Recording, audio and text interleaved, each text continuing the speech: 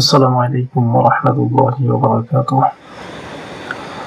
আপনারা জানেন যে বর্তমানে বাংলাদেশের পার্শ্ববর্তী দেশ ভারতের পশ্চিমবঙ্গে উগ্র সাম্প্রদায়িক একটি রাজনৈতিক দল বিজেপি তারা ক্ষমতায় আসতে যাচ্ছে এবং তারা ক্ষমতার মসনদে বসেছে।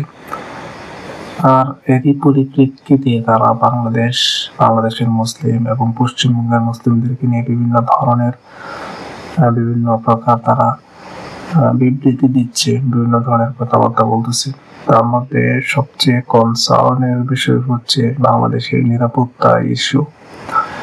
বাংলাদেশ ইচ্ছা করলে খুব সুন্দরভাবে তাদের নিরাপত্তাকে জোরদার করতে পারে।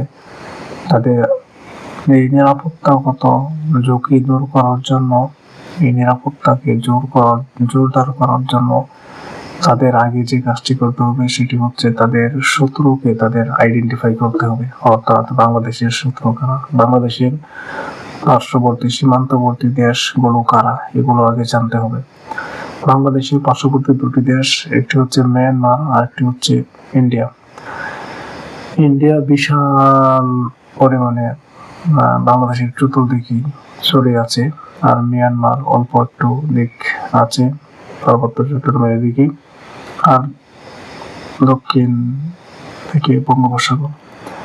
এখন কথা হচ্ছে বাংলাদেশের যে পার্শ্ববর্তী দুটি দেশ আছে, দুটি দেশ হচ্ছে অল ইসলামিক এবং ইসলাম বিদ্বেষী। আপনারা জানেন ইতিমধ্যে রোহিঙ্গা সংকটের কারণে রোহিঙ্গাদেরকে অত্যাচারিত করে মায়ানমার থেকে বের করে দিয়েছে।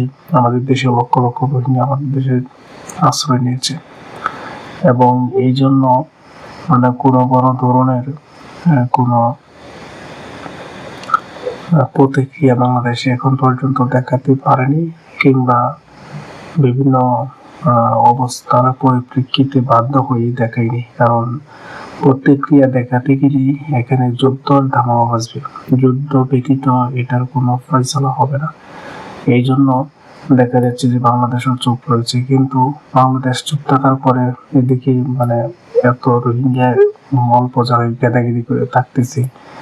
এইখানে বাংলাদেশের ভিতরেও একটা নিরাপত্তাগত ঝুঁকি তৈরি হচ্ছে। অনেকে মাদকের সাথে যুক্ত হচ্ছে, অনেকে বিভিন্ন ধরনের অপরাধমূলক কার্যক্রম চালাচ্ছে। তো এই সবগুলো মিলিয়ে এটার যে আউটপুট বাংলাদেশের জন্য ভোগ করতে হচ্ছে, এটা শুধুমাত্র আমাদের নিরাপত্তাগত বা আমাদের সামরিক শক্তির স্বল্পতা, এই সমস্ত কারণে আমাদের যে দুটি পার্শ্ববর্তী দেশ দুর্নীতির চেয়ে আমাদের নিরাপত্তাগত ঝুঁকিতে রয়েছে বেশি। এই জন্য আমাদের উচিত সামরিক শক্তি বৃদ্ধি করা এবং সীমান্তে আমাদের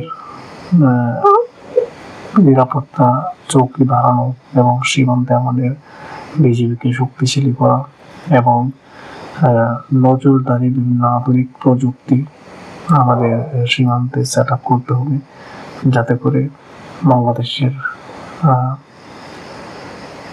প্রত্যেকটা ইঞ্চি জমিকে আমরা স্বাধীন এবং আজাদি রাখতে পারি। এই জন্য আপনাদের সকলকে সচেতন হতে হবে এবং দেশ নিয়ে ভাবতে হবে।